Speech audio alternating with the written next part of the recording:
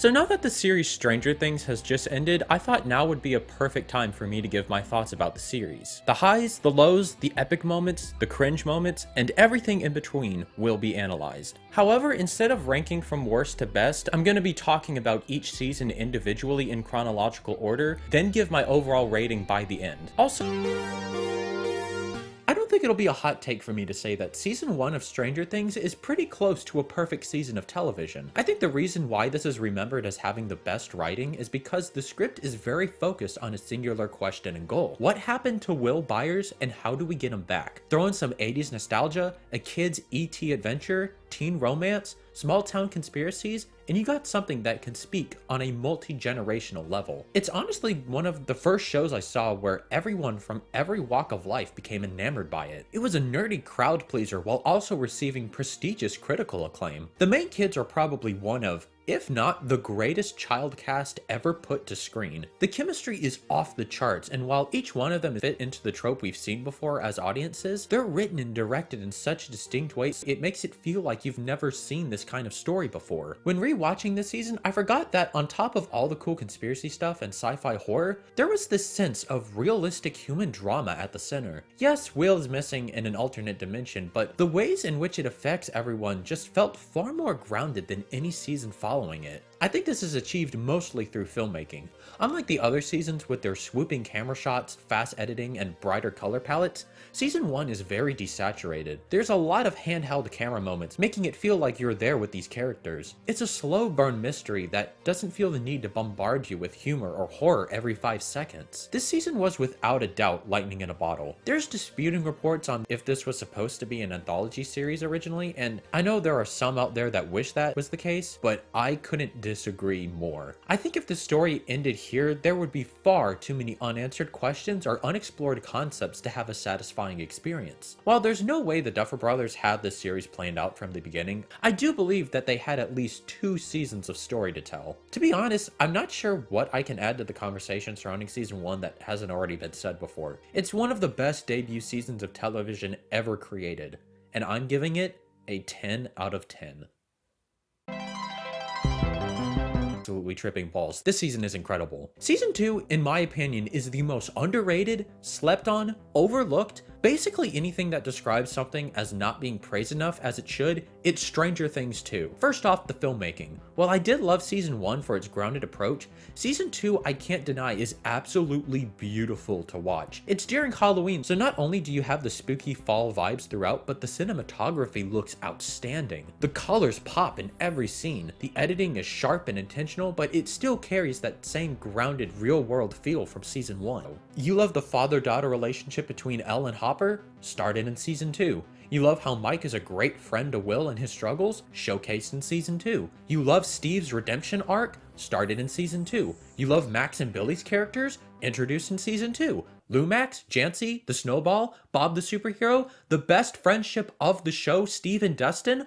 All of this happens in season 2. It also adds some megalophobia nightmare fuel in the form of the Mind Flayer. In season 1, the Demogorgon was a terrifying creature to fight, but with the inclusion of this Lovecraftian entity, it just brought a whole nother dimension, no pun intended, to this terrifying plane of reality. It made us realize there's not just some brainless monster consuming things. There are entities beyond our understanding residing in the Upside Down. While the plot takes a while to get going, Episodes 6, 8, and 9 in particular have more tension and stakes than the entirety of season 1. The intensity of having to escape Hawkins' lab while Demodogs roam about was probably in the top 5 most suspenseful moments of the show. Bob's death was tragic, and the following score entitled Eulogy? I don't know how to say that. There it is one of the best pieces of music composers Kyle Dixon and Michael Stein ever created. I also can't go talking about this season without mentioning the best dynamic to come out of the entire series.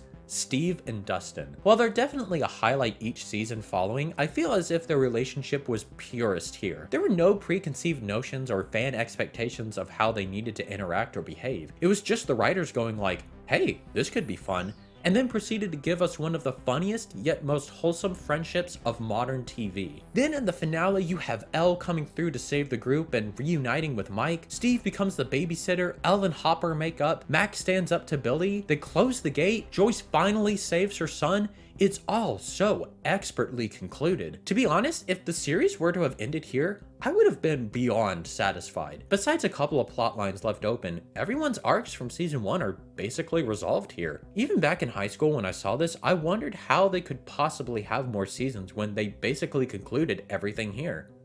Well, we'll get into that. While I can't admit objectively that season 1 is better due to the pacing and urgency of the plot, I think the characters in season 2 are far better fleshed out, and the plot comes through with one of the most suspenseful yet narratively satisfying conclusions to any season. I'm giving season 2 a 9.5 out of 10. Back in 2019, I was excited out of my mind for season 3. I was going in expecting this to be the season where everything comes falling apart, where the evils of the Upside Down reveal their plans and the world would turn their gaze to the horrors of the small town. However, we didn't get that at all. Quite literally, within the first 5 to 10 minutes of this season, I felt something was very wrong. This was no longer the Stranger Things of the past 2 seasons and became a completely different show. This season I've seen consistently as people's second or first favorite season of the show. It's beloved by many. However, I think it's safe to say there are a good fraction of people who absolutely despise it. I am in this fraction. Stranger Things 3 almost made me quit the show entirely. There is very little I like about this season, but first let me get through the positives. The Starcourt Mall design is incredible. You can tell they got a massive budget boost after the first 2 seasons. Robin's character and performance by Maya Hawke was a much welcome addition to the cast. Her and Steve's conversation in the bathroom is probably the best character interaction this season. I also think the letter Hopper writes to Jane in the finale was an absolutely beautiful piece about the themes explored this season. Really powerful stuff. And that's where the positives end for me. Everything in this season annoys the f out of me, and to be honest, I don't even know where to start. While I think a lot of this season should work on paper, there's one mistake Stranger Things 3 commits that ultimately became its undoing, and that mistake is tone. As I said, within the first 5 to 10 minutes, something was noticeably off about the vibes for this season. Considering this took place during the summer and the show was always a love letter to 80s media, they decided to try and make this season a classic 80s blockbuster, taking, I think, clear inspiration from things like Back to the Future with its mixture of comedy, action, and sci-fi. The problem with this approach is that tonally, they are completely opposite of what Stranger Things was. Yes, this show is an homage to 80s media, but it was always a specific type of 80s media. It always fell into the Stephen King, small town conspiracy, Spielberg, and sci-fi tropes of the 80s. Trying to jam this style into a blockbuster comedy is a recipe for a tonally inconsistent nightmare. The characters are probably the biggest victims of this creative decision. They're either hyper-exaggerated portrayals of their former selves, or they're just given nothing interesting to do. Joyce and Hopper were honestly standouts of this problem upon rewatch. For the past 2 seasons, Hopper was portrayed as a deeply scarred yet stoic character due to the death of his daughter, while he was becoming vulnerable again due to his relationship with Elle, and would make risky calls given high-stakes situations. He was always methodical, calm, and always had this sense of sorrowful rage bubbling beneath the surface. If he ever raised his voice or yelled, you knew it was a serious moment. Here, Hopper is dopey, arrogant, quick to anger, and at times straight up psychotic. Any stoic intrigue surrounding the character is gone. The equivalent would be if you took Mike Ehrmantraut from Breaking Bad and made him Homer Simpson. Sure, he's still a detective doing quote-unquote badass things, but this is not the same character. Now, Joyce isn't character assassinated, but she's given absolutely nothing interesting to do. At least not as interesting as earlier seasons. In season 1, she was a deeply anxious single mom willing to do anything to find her son, even coming at the expense of her reputation in town, as well as her relationship with Jonathan. Season 2, while she was in a better place, was still dealing with the trauma of those events, not only losing Bob in the process, but also having to save her son once and for all from this unholy entity possessing him. So what are her compelling, deeply personal character motivations this season? She wants to find out why magnets are falling off her fridge.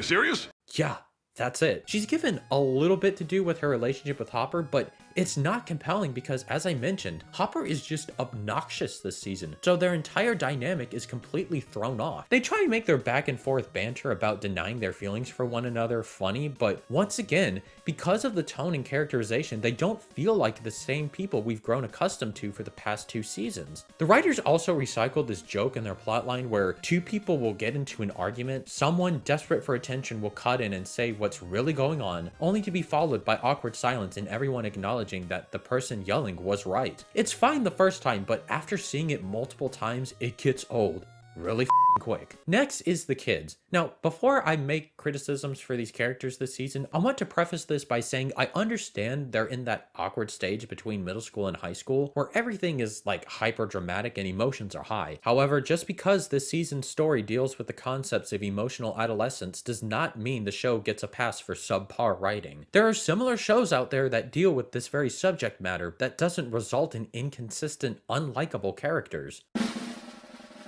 Elle and Max are just straight up to the boys. For example, the way the show plays off Max and Lucas's relationships issues as funny is, well, not. Even though she is young and immature, it does not excuse Max for her toxic behavior towards Lucas and jokingly breaking up with him every other week. Her encouragement of this same behavior in Elle towards Mike's makes one of the most wholesome relationships in the show and boils it down to petty, childish antics without any character substance to motivate such behavior. In their scene where Elle dumps his ass, I believe the show was trying to paint it off as a humorous moment between kids, but as the season goes on, we see that no, Elle is legitimately mad at Mike. So wait, is this legitimate drama we're supposed to care about or no? But wait, I hear someone say, she's mad at Mike for not telling her the truth. It's because Hopper instigated a lie that led to their strain. Okay, well, one, that just gives me one more reason to hate Hopper this season. And two, after the truth came out about how Mike was threatened by Hopper, why would Elle not immediately apologize for her childish toying of Mike's emotions? I understand her arc in wanting to become independent, but that doesn't mean she has the right to treat Mike the way she does. If one of the core themes this season is about the struggles of transitioning out of your childhood, don't you think an important lesson to take forward is responsibility for one's actions? Sure, Mike shouldn't have lied to Elle, but Elle shouldn't have been a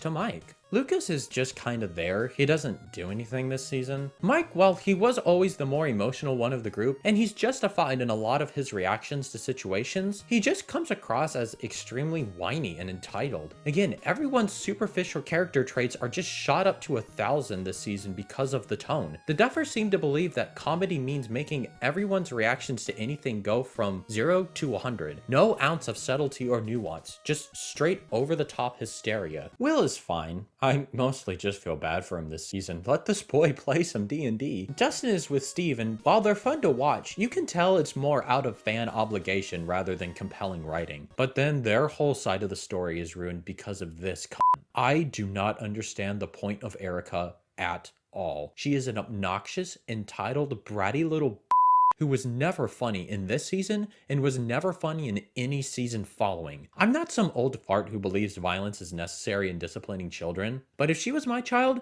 there would not be a moment's hesitation in knocking the shit out of her. The absolute worst character of the entire franchise. Another fatal flaw this season is the mystery itself. Every season of Stranger Things has some kind of mystery to be solved, and while each group of characters finds something odd to investigate, by the end, all plotlines converge into a satisfying climax and resolution. In this, every mystery being solved has no intrigue or tension because we know who and what is behind everything within the first episode. We see the Russians opening a portal, so we automatically know who's responsible for the supernatural presence in Hawkins. We see the Mind Flayer's dust away, kidnap Billy, and be behind the rats acting weird. If you give the answers to your mystery within the first episode, it can make the rest of the season feel pretty boring because we know all the answers. I know the Russians are controversial this season. A lot of people say it feels very out there for this show, but my problem with the Russians' secret lab isn't in concept, rather in execution. They come across as Saturday morning cartoon villains rather than a legitimate governmental threat. Look at the design of the labs, the way they're dressed. They lack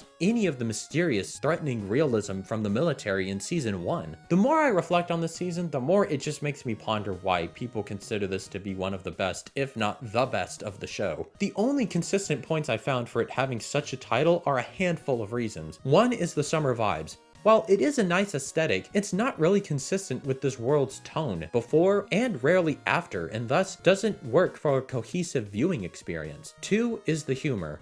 I dump your ass. No. 3 is the ending letter with Hopper and his sacrifice. If you honestly thought Hopper was dead, I hate to break it to you, you've either never seen another piece of media in your life, or you're just dumb. One of the most basic rules of writing is that if you don't see a person physically die, they are not dead, especially when in the end credits it's shown the Russians have an American in a cell. We did not need a teaser a whole year later to confirm what we already knew. You could make the argument the characters don't know and it's how it affects them that matters, which is fair, but again, these emotions don't hit nearly as hard as they could if Hopper actually died. Since it's obvious he's alive, we're just sitting there knowing these characters are kind of grieving for nothing. And as I said earlier, the letter is beautifully written, but a 4-minute scene does not make up for the 8 episodes preceding it. 4 is Billy's character.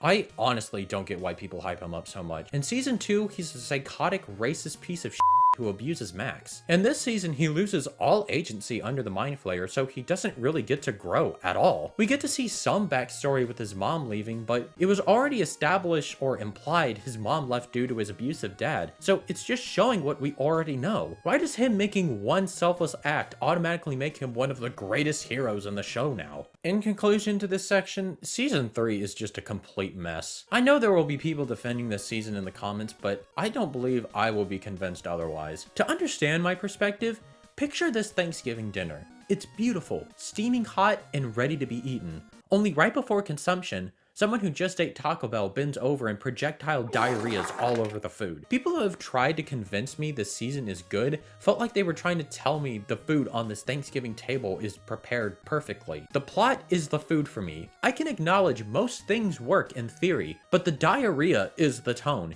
It is too blatant and distracting to the point where I don't care about the themes or cool plot ideas being explored. If you give me a plate of well-prepared food covered in shit, that is all I will be able to see. Shit. I'm giving season 3 a 4 out of 10.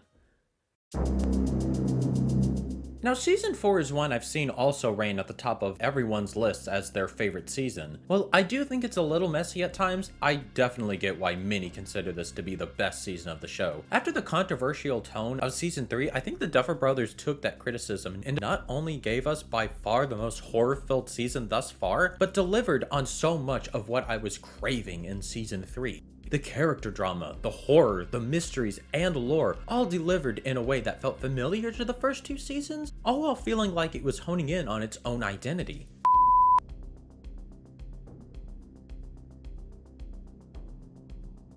The gripes I have for this season mostly have to do with what's happening outside of Hawkins. While I like what eventually became of Elle's plotline, I found it to be kind of derivative to other seasons. She once again has to learn she has friends, she's not a monster, Papa is the real monster, like it's kind of a whatever setup, but how this ties into Vecna and the mystery in Hawkins is peak. But I'm getting ahead of myself. Hopper is alive in Russia and sends word to Joyce to help get him smuggled out. While I definitely appreciate bringing back the tortured seriousness of Hopper's character, I felt like this side of the plot was so far removed from everything else. And as much as I liked Murray in season 2, I felt like his character outstayed his welcome in season 3. And I feel the same about him in 4. Him fighting the Russian pilot with his karate was that goofy ass season 3 energy I did not need, and he was a bit much in this already gigantic cast. There's also the road trip plot with Mike, Will, Jonathan, and Argyle. It kind of feels like the case of we need these characters to do something this season, but to be fair, they do have some good character stuff. We get to see the friendship, yes, friendship, between Will and Mike further developed, and we get to see some much needed brother bonding between Will and Jonathan. That was one of my favorite relationships in the earlier seasons, and I kind of wish we got the 2 of them more in the series. Now, while there are many comedic relief characters in Stranger Things, I think my personal favorite by far is Argyle. Everything this guy does was so funny and pleasant to watch. He's a hippie idiot, but gosh darn it, he's so fun. This line when he meets Eden is impeccable line delivery, by the way. You are? Eden. Like the garden. Classic. Now, even with these 3 plot lines ranging in quality, where this season shines is everything in Hawkins. absolute cinema. Even though Vecna was completely retconned into the story, having him as the antagonist was so horrifying to watch that I did not care in the slightest. He is the most terrifying force the characters have ever faced in the series, and the writers hold no punches back on how horrific he is. From the moment Chrissy levitated only to have her limbs break apart, was the moment I knew the horror in Stranger Things was back and better than ever. I picked up somewhat early on that the blonde guy Eleven was talking to in her past was Vecna. However, the twist at the end of 7 still threw me for a loop in revealing that he was Victor Creel's son. It was a double twist in case you were catching on to the first one, and it was just a brilliant piece of writing. I loved all of the characters in Hawkins, except Erica, who I still hated. But I will admit, she wasn't as obnoxious as she was in season 3. Steve and Dustin were great as always. Nancy's reporter subplot actually contributed to the story in a meaningful way. But the absolute MVPs of this season go to Max and Lucas. Lucas was always the least interesting of the 4 main kids. It's mostly because he didn't really have anything interesting going on as a character. He's not as funny as Dustin, he's not the central character like Mike, he doesn't have as interesting conflicts as Will. He was always, unfortunately, just kind of there, but not in this season. I like how, once they're in high school, he has a desire to become popular and leave these childish things behind. I was worried at first he was going to switch sides only by the end of the season. Luckily, he realizes early on how psychotic these basketball players are and abandons them for his true friends. A lot of his journey is showing how at the end of the day, he's just a boy who sticks up for his friends and will do anything to protect those he loves, especially Max, which brings me probably to my favorite part of this season. Max literally went from a pretty good character to potentially top 5 best in the show. It was a bit of a mess to get here, but holy crap was her character amazing in Stranger Things 4. Her finally having to face her trauma was incredibly powerful and relatable. I like how Vecna served as a metaphor for teenage anxieties and how to defeat these monsters feeding you terrible thoughts. You have to open up to those who care for you. Everyone knows the running up that hill sequence, and it just might be the best moment in all of Stranger Things. The emotional and suspenseful highs of this scene are unlike anything the show has given us. An absolute masterclass in directing here. When this plot all culminates in her dying in Lucas's arms, I was absolutely floored at how much these two characters and relationships shot up the ranks for me. The acting from Caleb McLaughlin and Sadie Sink were brilliant, and I hope they have bright,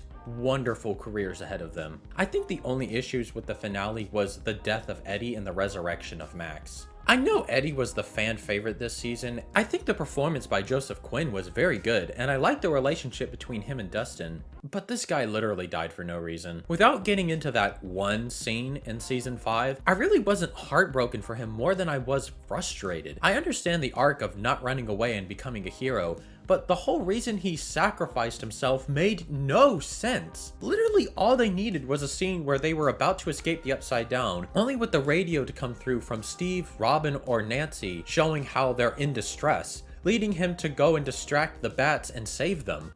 But they don't do that. They follow the plan, go to leave, and then Eddie out of nowhere decides to go and sacrifice himself because writing? Again, I'm glad they brought it up in that one scene in season 5, but it felt like the writers were acknowledging they messed up rather than justify their decision to do that with this character. I also really don't like Max's resurrection. While I liked what eventually came of this decision in season 5, at the moment it just felt like such a cop-out. The show had an excuse in the first 2 seasons to not kill off major characters, but after 4 seasons, we needed some bodies to hit the floor.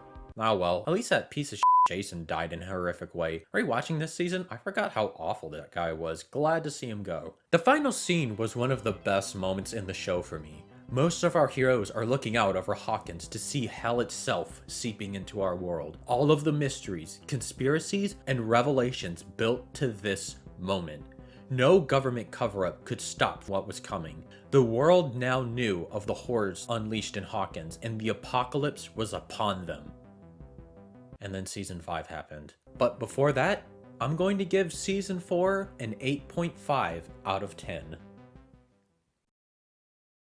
It's a pretty solid final season. I think Volume 1 and the epilogue of the finale definitely did a lot of heavy lifting this season. The setup in Volume 1, while a little derivative of the tropes we've seen before, such as the now infamous planning monologues, I felt as if it worked here because we were just getting reintroduced into this final story, and this was just a special way for fans to get one last high in before shit hits the fan. And when it ended with Will unlocking his psychic powers, I couldn't believe how hyped I was. I was like, alright, Stranger Things is back. The stakes are about to be crazy going forward.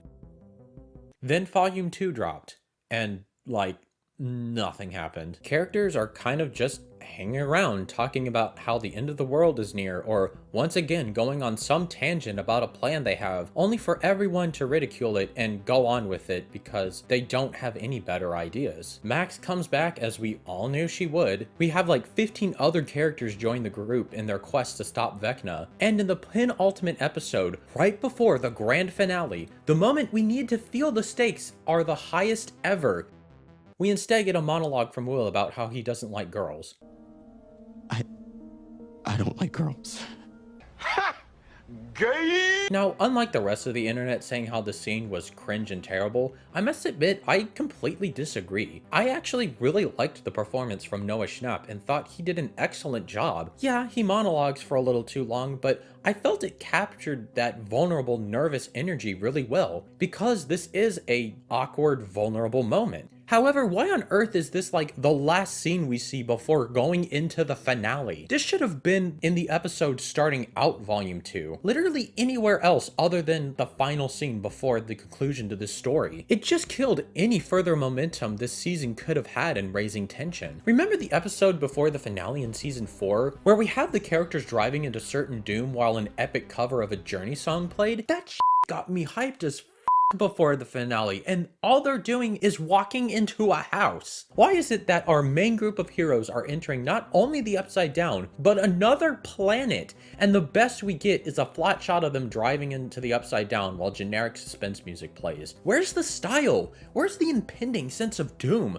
Where is the sauce? Honestly, the only memorable part of Volume 2 was everything between Steve and Dustin. After Eddie's death, Dustin has kind of been in a dark place, and these two have been implied to be at odds for a while. While I know it was controversial to have these fan favorites be at odds with one another, at least it makes sense given the last season's storyline. And the moment Dustin saves Steve while breaking down and apologizing to him was incredible. It was an amazing performance by both actors, and I'm glad the tension between them ended up paying off in a satisfying way. Then the finale happens, and yeah, even though it's predictable and fanservice-y, I can't lie, as someone who's been here since the beginning, it was kinda cool seeing them battle the actual Mind Flayer and Vecna. I also loved the decision to keep Henry evil after it was revealed the Mind Flayer was manipulating him from the very start. That was a very smart decision. I was worried for a second it was going to be some kind of last-minute redemption arc bullshit, but no. Dude was like, the Mind Flayer is evil and so am I. We are one. Also, the sequence of Joyce cutting off his head as we see the trauma this dude's inflicted be represented on screen was just